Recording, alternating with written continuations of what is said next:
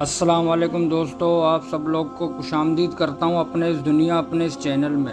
دوستو آج بھی ہم قصص الانبیاء کی ایک نئی ویڈیو کے ساتھ حاضر ہوئے ہیں۔ آج کی اس ویڈیو میں ہم تذکرہ کریں گے حضرت ذوالکفل علیہ السلام کا۔ یاد رہے کہ حضرت ذوالکفل بھی اللہ تعالیٰ کے ان انبیاء میں سے ایک ہیں جن کا ذکر قرآن پاک میں موجود ہے، جن کی تفصیل ہم آگے جا کے آپ کو بتائیں گے۔ دوستو ذوالکفل کے بارے میں بعض لوگوں کا کہنا ہے کہ وہ نبی نہیں بلکہ اللہ کے ولی تھے۔ اس بارے میں بھی ہم آپ کو مفسرین کی آراء سے آگاہ کریں گے۔ آپ علیہ السلام کے زندگی کے حالات اور واقعات ہم آپ کو بتانے والے ہیں، لہٰذا آپ نے اس ویڈیو کو بغیر اسکپ کیے آخر تک ضرور دیکھنا ہے، اور ویڈیو کو صدقہ جاریہ کی نیت سے شیئر کریں۔ ویڈیو کو باقاعدہ آغاز کرنے سے پہلے آپ سے گزارش ہے کہ اگر آپ نے اب تک ہمارے چینل وائس آف ریئلٹی کو سبسکرائب نہیں کیا تو ابھی سبسکرائب کر لیں۔ آغاز کرتے ہیں۔ دوستو آپ کو بتاتا چلے کہ قرآن مجید میں حضرت ذوالکفل علیہ السلام کا نام دو مقامات پر آیا ہے۔ ایک سورہ انبیاء میں جہاں اللہ تعالیٰ فرماتے ہیں اور اسماعیل علیہ السلام اور ادریس علیہ السلام اور ذوالکفل یہ سب صبر کرنے والے تھے اور ہم نے ان کو اپنی نعمت کے سائے میں لے لیا تھا، بلا شبہ وہ سب صالحین میں سے تھے۔ اور سورہ سعد میں فرمایا ہے اور یاد کرو اسماعیل علیہ السلام کو اور یاسا اور ذوالکفل کو، وہ سب نیک بندوں میں سے تھے۔ یاد رہے کہ حضرت ذوالکفل کا ذکر دونوں مرتبہ حضرت ایوب علیہ السلام کے قصے کے بعد فرمایا گیا، اور شاید اسی لیے بعض مفسرین نے انہیں حضرت ایوب علیہ السلام کا فرزند بتایا ہے اور ان کا نام بشر لکھا ہے، یعنی بشر بن ایوب، جبکہ ذوالکفل ان کا لقب تھا۔ حضرت شاہ عبد القادر رحمہ اللہ کے مطابق ذوالکفل حضرت ایوب علیہ السلام کے بیٹے تھے، تاہم بیشتر مفسرین کے مطابق آپ علیہ السلام نبی تھے جو بنی اسرائیل میں مابعوث کیے گئے۔ روایت کے مطابق آپ شروع میں حضرت یاسا علیہ السلام کے خلیفہ تھے، بعد میں نبوت سے سرفراز فرمائے گئے۔ البتہ یہ بات یاد رہے احادیث مبارکہ میں آپ علیہ السلام سے متعلق بھی منقول نہیں، تورات اور انجیل بھی تفسیر دینے سے قاصر ہے، تواریخ میں بھی سکوت کا عالم ہے۔ اس کی ایک وجہ یہ بھی ہو سکتی ہے ان کی بعثت کے وقت بنی اسرائیل میں کوئی ایسا خاص واقعہ پیش نہ آیا ہو جو عبرت و بصیرت اور معجزات کا پہلو رکھتا ہو، کیونکہ قرآن مجید میں عام طور پر صحابہ انبیاء کرام علیہ السلام کے وہی حالات اور واقعات بیان کیے گئے ہیں جس میں کوئی نصیحت، سبق یا کوئی پیغام ہو اور جسے اہل عقل اور دانش عبرت حاصل کریں، جیسے کہ سورہ ہود میں ارشاد باری تعالیٰ ہے اور اے پیغمبر، انبیاء کے حالات ہم اس لیے بیان کرتے ہیں تاکہ تمہارے دل کو تسلی ہو اور مومنوں کے لیے نصیحت اور عبرت ہو۔ دوستو اکثر لوگ یہ سوال کرتے ہیں کہ حضرت ذوالکفل نبی تھے یا ولی، تو آپ کو بتاتا چلے کہ حضرت ذوالکفل علیہ السلام کے متعلق مفسرین کی مختلف آراء ہے، بعض ان کے نبی ہونے کے اور بعض ولی کے قائل ہیں۔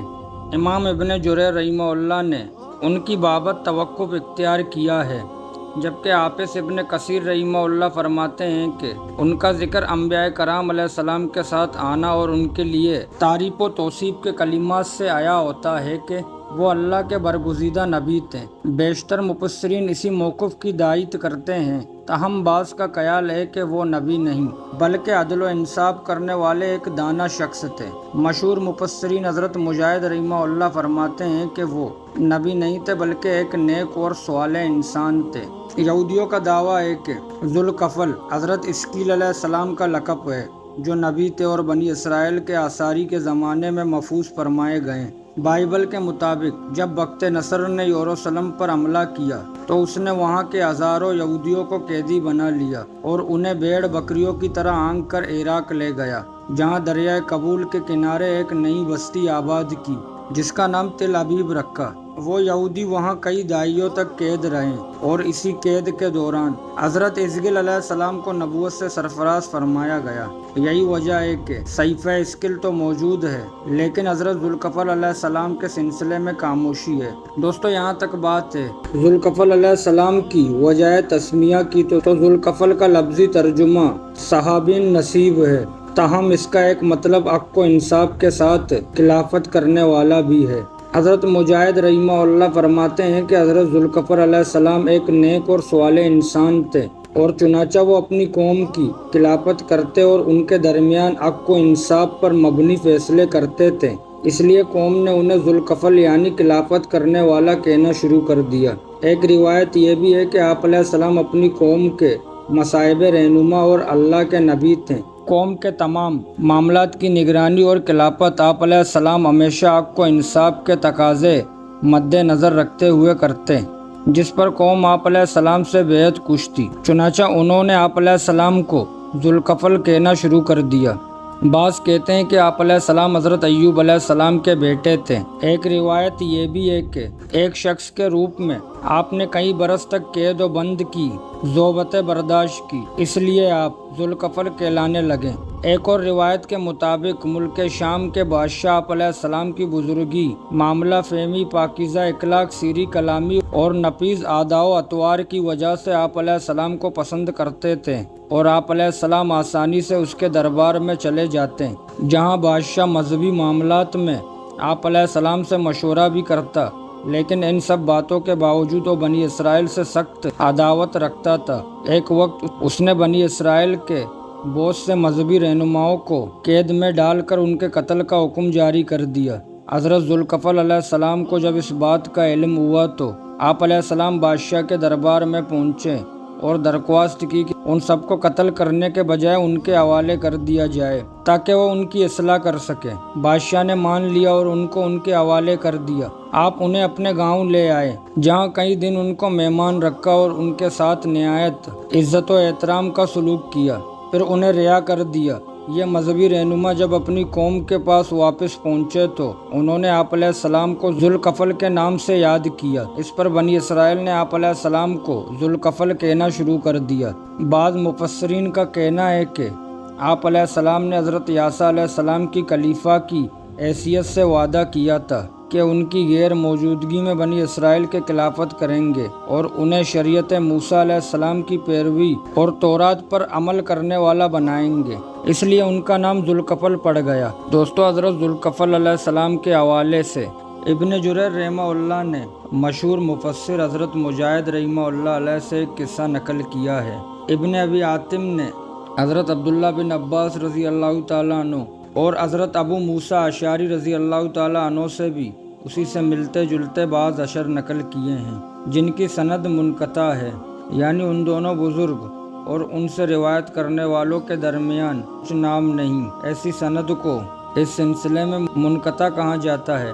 بہرحال حضرت مجاہد رحمہ اللہ نے لکھا ہے کہ جب حضرت عیسیٰ علیہ السلام ضعیف ہو گئے تو خواہش ظاہر کی کہ کاش اپنے مرنے سے پہلے کسی نیک اور صالح شخص کو اپنا خلیفہ مقرر کر دیتا تاکہ وہ میرے بعد دین کا جملہ معاملات بخوبی پورے کر پاتا اور میں اپنی زندگی میں اس کی تربیت بھی کر دیتا تاکہ مرنے سے پہلے بنی اسرائیل کی فکر سے آزاد ہو جاتا۔ ایک دن آپ علیہ السلام نے بنی اسرائیل کو جمع کیا اور فرمایا، اے لوگو، تم دیکھ رہے ہو میں بہت بوڑھا ہو چکا ہوں۔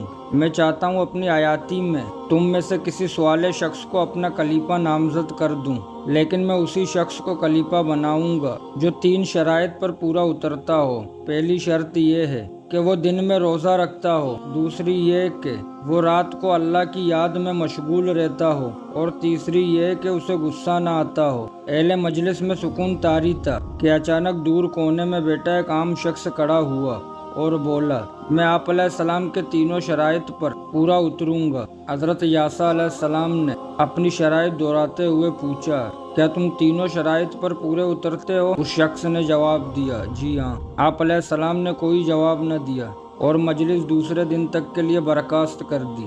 اگلے دن آپ علیہ السلام نے پھر اپنا سوال دہرایا۔ مجمع خاموش تھا۔ وہی شخص کھڑا ہوا اور بولا، میں آپ علیہ السلام کی شرائط پر قائم رہنے کا عہد کرتا ہوں۔ لہذا حضرت نے انہیں اپنا خلیفہ بنا لیا، اور وہ شخص حضرت ذوالکفل علیہ السلام تھے۔ کہتے ہیں کہ ابلیس مجلس کے کونے پر بیٹھا یہ سب دیکھ رہا تھا، اس سے برداشت نہ ہو سکا، چنانچہ اپنے کارندوں کو حکم دیا، ذوالکفل علیہ السلام کو راہ راست سے ہٹانے کی بھرپور کوشش کرو، لیکن جلد ہی وہ سب ناکام ہو گئے۔ تو پھر ابلیس نے یہ کام خود اپنے ذمے لے لیا۔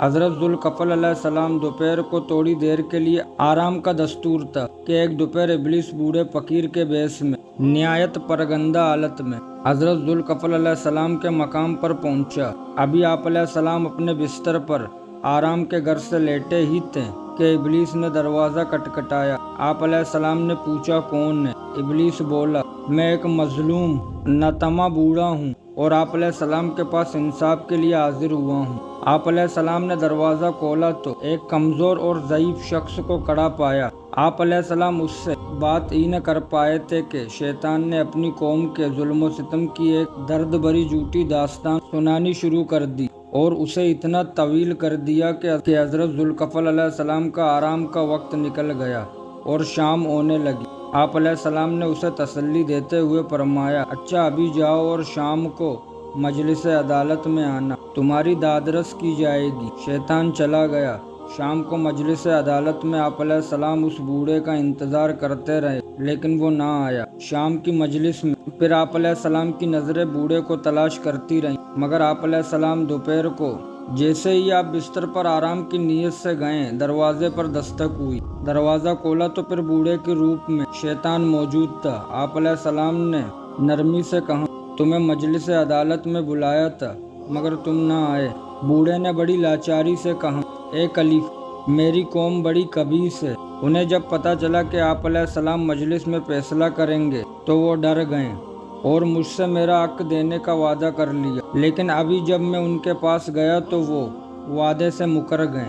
حضرت ذوالکفل نے کہا اچھا ٹھیک ہے، آج شام آ جانا تاکہ تمہارا حق تمہیں دلوایا جا سکے۔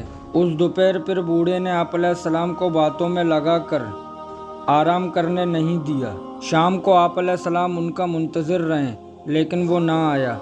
2 دن تک آرام نہ کرنے کی وجہ سے آپ علیہ السلام پر نیند کا غلبہ تھا، چنانچہ تیسرے دن دوپہر کو نیند نے آپ علیہ السلام کو عاجز کر دیا تو گھر والوں سے کہا آج آرام کے وقت دروازہ ہرگز نہ کھولنا۔ تو جب آپ علیہ السلام بستر پر درازی ہوئے تھے کہ وہ بوڑھا پھر موجود ہوا اور دستک دی۔ پہلے خادم نے کہا خلیفہ کا حکم ہے دروازہ نہیں کھلے گا۔ بوڑھے نے کہا میں 2 دن سے اپنے معاملات کے لیے آ رہا ہوں، مجھے خلیفہ نے آج دوپہر کو خود بلایا ہے مگر گھر والوں نے دروازہ نہیں کھولا۔ بوڑھے نے کچھ دیر تک توقف کیا پھر اپنے شیطانی عمل سے گھر کے اندر داخل ہو گیا اور کمرے کے دروازے پر دستک دینے لگا۔ آپ علیہ السلام نے جب دروازہ کھولا تو سامنے بوڑھے کو کھڑا پایا۔ اس پر آپ علیہ السلام نے گھر والوں سے کہا میں نے تو منع کیا تھا کہ آج دروازہ کھولنا نہیں ہے۔ گھر والوں نے جواب دیا اللہ کی قسم ہم نے دروازہ نہ کھولا ہے۔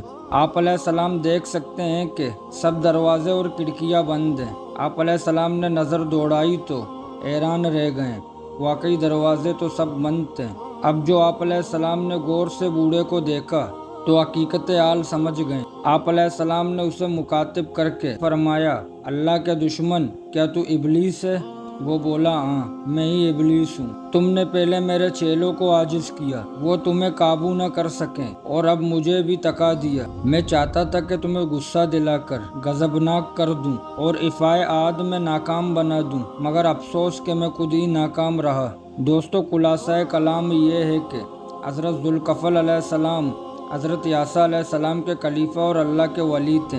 ہو سکتا ہے کہ ان کے خاص محبوب عمل کے بنا پر ان کا ذکر انبیاء کرام کے ساتھ کیا گیا ہو اور اس میں بھی کوئی شک نہیں کہ شروع میں وہ حضرت عیسیٰ علیہ السلام کے خلیفہ ہوں، پھر حق تعالیٰ نے انہیں منصب نبوت عطا فرمایا ہو۔